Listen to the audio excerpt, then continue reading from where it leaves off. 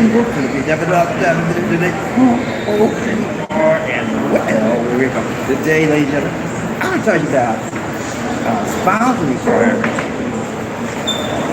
for coming, having your lady, if she's not shady, come over to the United States of America. Spousal requirements. Okay? These and I just went over some stuff for you. We want to share some things with you, give you some insight as to what you would probably want to expect when you get into the process of getting your whether you're doing a fiance visa or spousal visa. These are somewhat requirements, ladies and gentlemen, that you will need to have in order to get that process resolved. We just got ours completed, so we're in the process of waiting right now, and we're patiently waiting, and while we're waiting, we're doing what? Praying to the Most High God. Okay? Never wait without praying. Pray, baby. Yeah. Prayer changes things. And so the average time for a K1 visa, which is a fiance visa, or a marriage visa, which is an IR1 or CR1 visa, is about a year. Sometimes, usually the spousal or the IR1 visa takes a little bit longer. It could be a year and a half, maybe two. All right, so just get your expectations together. And today we're going to talk about the documentation that you need. We had a ton of documentation. Lisa and I met back in 2011, April of 2011. So we had to go back, way back in time, to the time we met, and we had to document the day we met, how we met, and circumstances. All that had to be documented, man. And so we went through memory lane. We went down memory lane, and sometimes memory has a tendency to deceive you and mislead you and misguide you and try to hide you. Okay, so we had to go through some changes, but we got everything together. It took us a while. We had most of the documents in our possession, but we had to look for them. Okay, so I'm like this. I know I don't throw nothing away, but these the opposite. She said I don't need this, and she throws stuff away. So what I had to do was look. From now on, don't throw nothing away. Tickets, don't throw pictures away, don't throw statements away, bank statements, don't throw nothing away. Keep it. So we're in agreement that she will keep everything. But ladies and gentlemen, I want to say that we have happily filed for our spousal visa, which is called the IR1. We're patiently waiting to get that done. So in the meantime, here we go. I'm not going to waste any time. I've got lots of stuff coming real quick. Right. So I'm going to go over some things that you need. I've got some stuff written down here so that I don't forget. First thing you're going to need to do, and you can do this all yourself, or you can do a lawyer, an attorney, or you can do an agent. Now, if you do it yourself, if you make one mistake, your application is going to be declined, and you will have to redo everything. I mean, if you spell a name wrong, one letter off of the name, it's going to be declined. So it pays, ladies and gentlemen, to find a professional that can do it, that has the experience, the know-how, the wherewithal to do it for you. Now, a lawyer is going to cost you some big time, okay? Talk about $3,000-$5,000 or more, okay? I don't want to do that. So what I did, this is these things right here, ladies and gentlemen. We had a yellow ball having a ball, you know what I'm saying? Down. These say, turn your way, y'all know me, man, I don't play. When I speak, and everybody listen. Yeah, when BobbieD speak, the whole world listen. But yeah, we got through. I'm gonna go over some things that you will need. We did not do the attorney route because to me that was too exorbitant.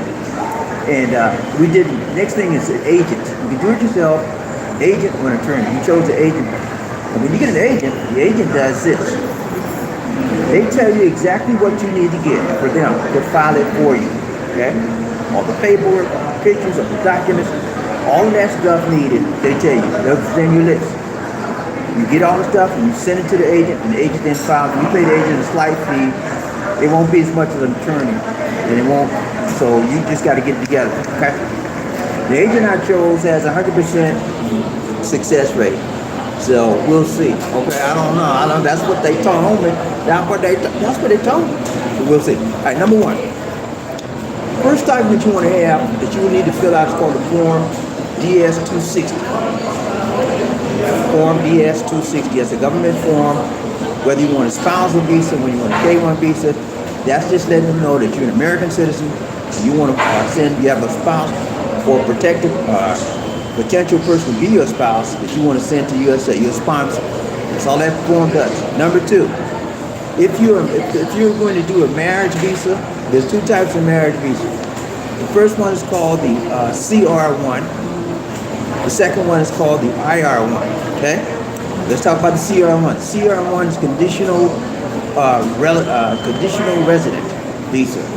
That's conditional because it's for people that have been married to a Filipino or any other citizen other than U.S. citizen for less than 2 years. It's called conditional because you want to come over there for a 90-day window to come over to your country, to the U.S. and marry you within the 90 days. So that's a conditional resident visa. Okay. The second one is called the IR1 visa. That's the one Lisa D and I chose. The CR1 visa, you have to have that visa. You can only be married for less than 2 years. Lisa D and I have been married almost, 9 years? How long? 9 years? Almost 9 years we've been married. So we have to take the CR, we have to take the IR1. That's for people that have been married over 2+ years. So I see a lot of people dropped out. They don't want to hear about their marriage stuff. I'm gonna do it anyway. Somebody don't want to hear about it. But yeah. So we took it to IR1. We've been married 2+ years or more. Okay? Now IR1 stands for immediate relative. Immediate relative. That's immediate relative. That means she's a relative of mine or my spouse. We've been married for a long time. I want to bring her to USA. Okay? So that one is there's two types of visas. First thing you have to have is a marriage certificate. You're doing the IR1 or the CR1. Secondly, when you get a marriage certificate, the marriage certificate has to be issued by the NSA or the NSO or PSA, National Statistics Organization, or the PSA, which is Philippine Statistics. They changed the name. It has to be certified marriage certificate. The fourth thing is if you don't have the marriage certificate,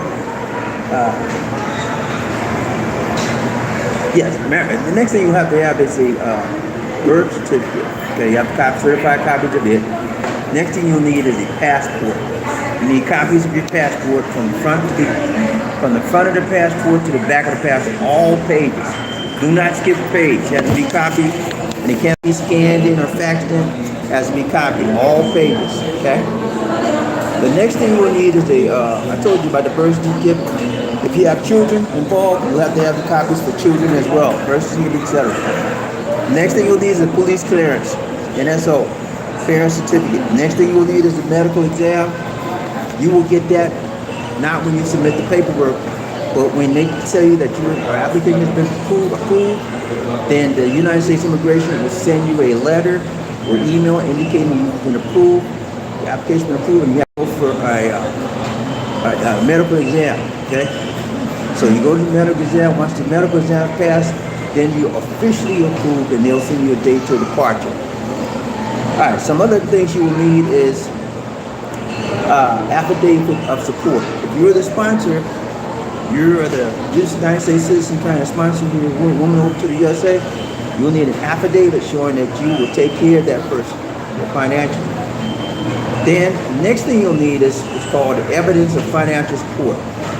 What that means is you have to show that you have the income, the monte that's needed to take care of that person. That means your financial documents, your records, tax statements, the income bank, all that. You got to send all that stuff in to show that you have the income needed to support that person that you're sponsoring over to the United States.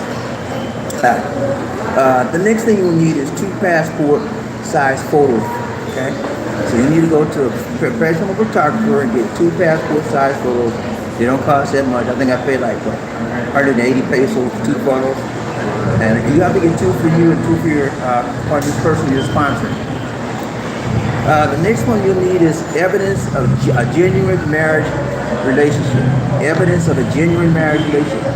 That means you got to have evidence that you have a real relationship.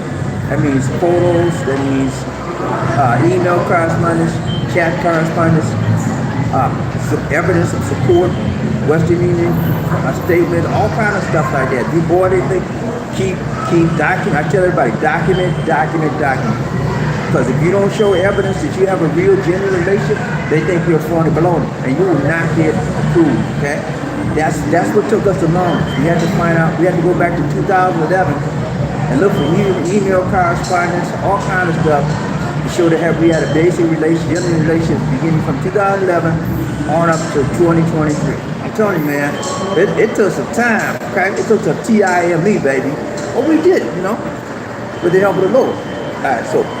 The next thing you'll need is you need to pay the visa fee. We paid $525. That is the standard fee at this time. It may go up, it may go down.